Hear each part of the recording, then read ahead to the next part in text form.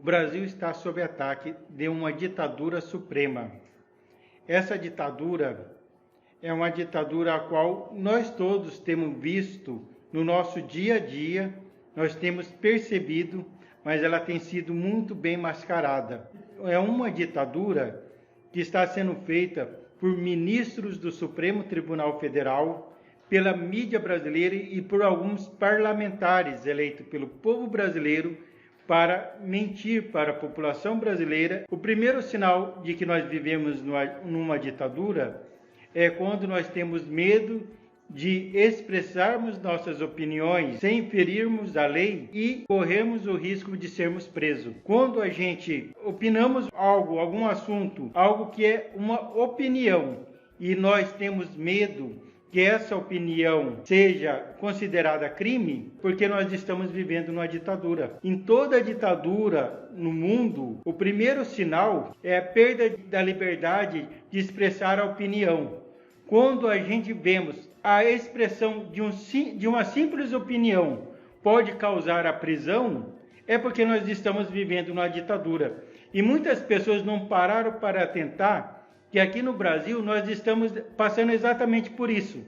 A opinião se tornou crime. E algo muito preocupante é que as pessoas não se deram conta ainda que a palavra fake news não existe no nosso ordenamento jurídico. A palavra fake news, na verdade, é um termo inventado por esses ditadores do nosso judiciário, do nosso Congresso Federal e principalmente da nossa imprensa, para tornar crime a opinião. Ou seja, todo ditador ele tem uma maneira de oprimir a sua população e de calar sua população. Aqui no Brasil, a ditadura do Supremo Tribunal Federal, do Judiciário, ela utiliza a palavra fake news.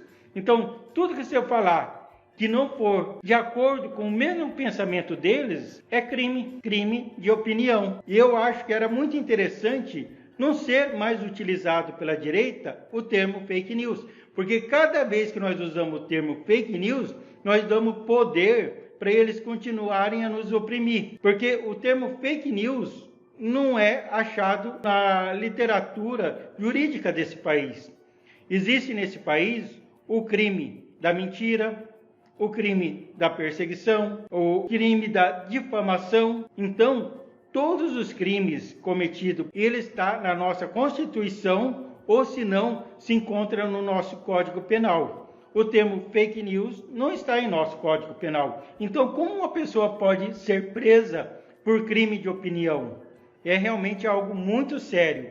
Quando a gente começar a entender a seriedade desse termo fake news, que está sendo usado como um termo de repressão contra a população brasileira, repressão contra uma classe política, contra um pensamento do povo brasileiro. Ou seja, se você for conservador, você vai ser reprimido. Se você for de direita, você vai ser reprimido. Se você for cristão, você vai ser reprimido.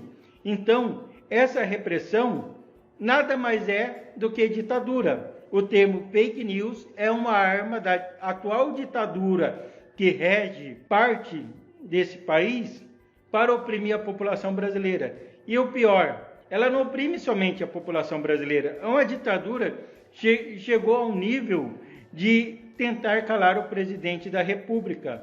O nosso presidente da República é acusado de crime de opinião todos os dias.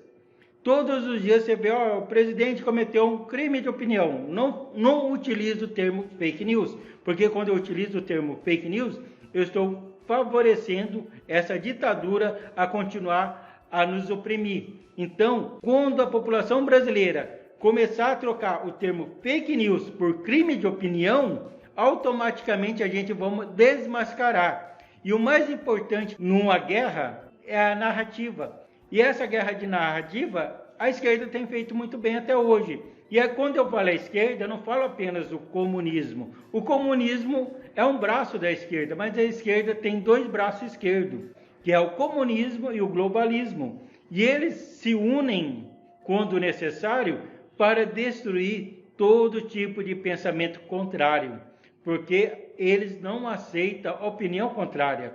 Eles são violentos e eles são assassinos. Então, o meu maior medo hoje é a questão do nosso presidente sofrer um atentado. Porque nós temos visto que o presidente ele deixou a corda esticar ao máximo possível.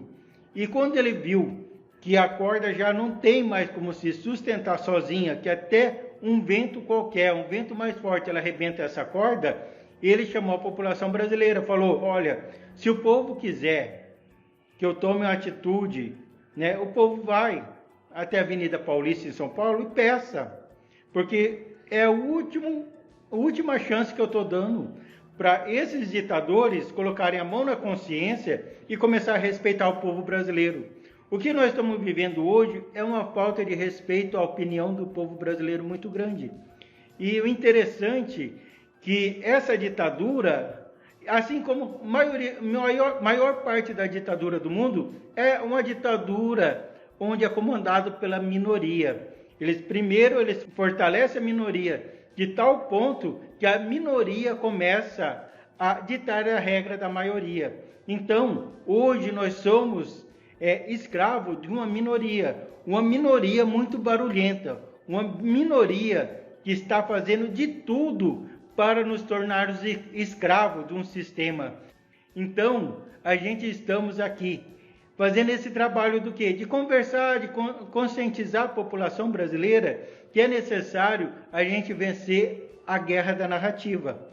Primeira coisa, se nós não vencermos essa guerra da narrativa, fica muito difícil nós vencermos qualquer coisa. Uma palavra é a mesma coisa você pegar, subir em cima de um prédio com um saco cheio de pena e jogar para cima. Essas penas o vento vai levar, para você recolher depois é muito difícil. Então, assim são as palavras. As palavras, quando são lançadas ao vento, elas vão embora longe. Quando nós não temos palavras que quebram os argumentos deles, automaticamente as mentiras deles se passam como verdade. Elas nunca vão ser verdade, mas elas se passam como verdade para a pessoa que não viu a verdade. Para aquele que não ouve a verdade, qualquer mentira pode ser verdade. Então é muito importante a gente tomar consciência de que a mudança do Brasil não está somente na mão do nosso presidente. A mudança do Brasil está em nossas mãos, em nossas atitudes, e nós temos que trabalhar com inteligência. Quando nós começamos a trabalhar com inteligência, a gente começamos a mudar as coisas. Porque o povo conservador, o povo da direita, o povo trabalhador, o povo que produz nesse país, é um povo inteligente. Nós temos o poder de construir um país melhor.